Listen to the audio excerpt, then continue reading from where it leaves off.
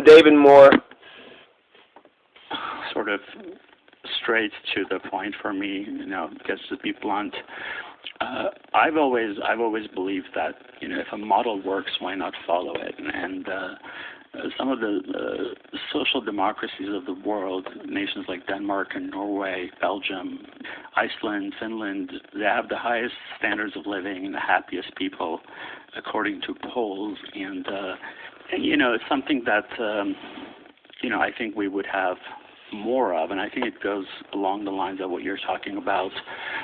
But it's hard to get the American public to really see that, because what the right, especially the right, the Republicans were good at was making the word socialist bad, even if it's in the context of social democracy or Good thinking, good thoughts. Taking my Interesting. platform, which you'll see in a moment. Here's Joe Ventresca, another candidate for the California recall ballot, hand in hand, saying different stuff than stuff I presented before. On the big issues that we're talking about, is we have to disempower the top 1% economic elite.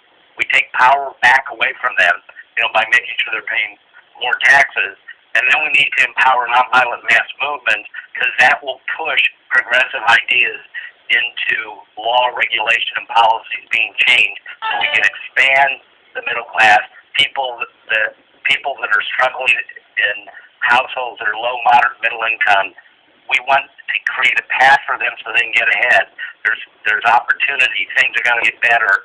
And this idea that they're going to continue to lose ground, we have to reverse that. If you look at polling in California now, 2/3 of the polling public in California, they believe that the gap between the rich and poor is expanding. Thank you, Mr. Newsom. That's been a decades-long. Devin Moore, the Trotsky. And, is this David Moore, or is this the guy who's asking a question? And he was It's a long question. pretty successful in his run for president twice. Kind of sounds like a I think David Moore. We are in a system where KPFK.org all the disintegration of from the archives is right in front of us, and really the divide between the super rich and the rest of America is just getting bigger and bigger. But it's hard to get Americans to see the light. What is it? How do you feel about that? And do you think that? All right, David Moore's coming up. You can get people to see it, and what's your approach to really get people to understand this? Well, absolutely. Thank you I for think the question. It's very interesting. I mean, anti-communism has essentially been the state religion in the United States for decades, for generations. And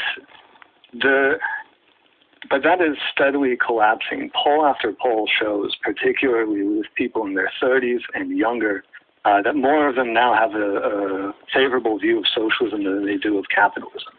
And it's not hard to see why.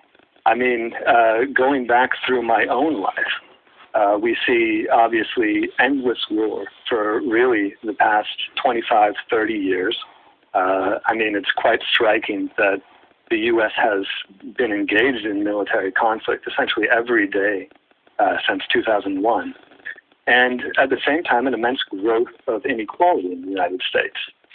Each new crisis, the 2008 financial crash, the current pandemic, the public, the working class is told, well, we need to tighten our belts. It's mutual sacrifice. And then we see the stock market reach record highs as social services like education, like healthcare are cut. But then this comes to some of the crucial aspects of it. There's this growing interest in socialism. And the farther left the American public is moving, the farther right the Democrats and the Republicans are going. So we see, just this complete agreement between the Democrats and Republicans on the need to throw open the economy during this pandemic, on the need to provide trillions of dollars to the banks, on the need to increase the military budget to record highs in the middle of the pandemic. I mean, one can go on.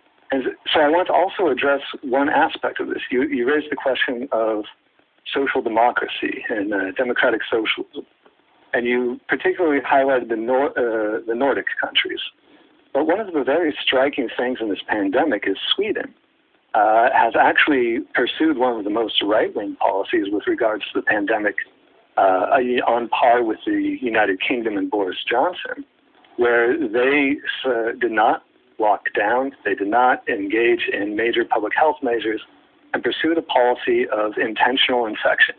And because of that, their death rate is higher, I mean, than the rest of the Nordic countries really combined.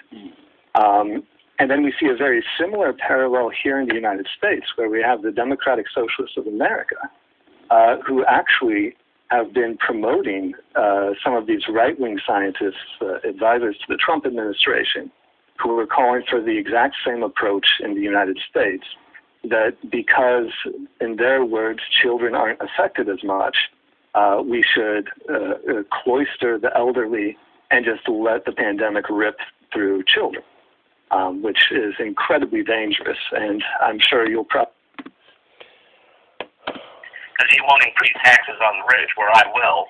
And then when you ask people about the American dream or the California dream, you know, this idea that you can have, you know, a car, you can get married, you can have kids, you can own your home, you can get a good professional job and be paid $45 an hour or something. So the dream of people getting ahead, and we ask people in polling in the state of California, and the parents say, well, at some time in my life it was good for me, but I'm worried about my kids' future because there's no path for them to get ahead going forward, often because they're drowning in student debt, and no one's helping them with that, which I would, by the way.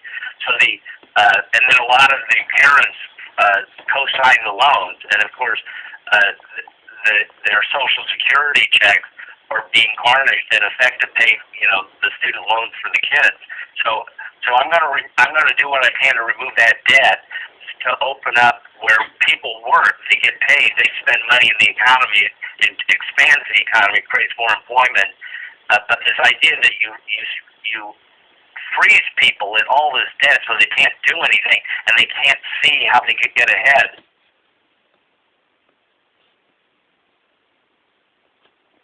Probably know this being in Los Angeles with the reopening of schools, we're seeing thousands of new cases going through some of the most vulnerable sections of our population.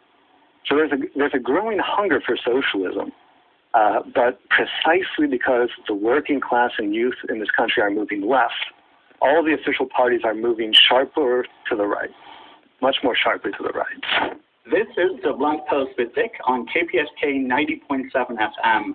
I am your host, Vic Gerami, and you are listening to my interview with David Moore, who is a gubernatorial candidate from the Socialist Equality Party. It really does lead to a lot of societal issues, you know, like opioid. I think you might be able to put it on. That's enough.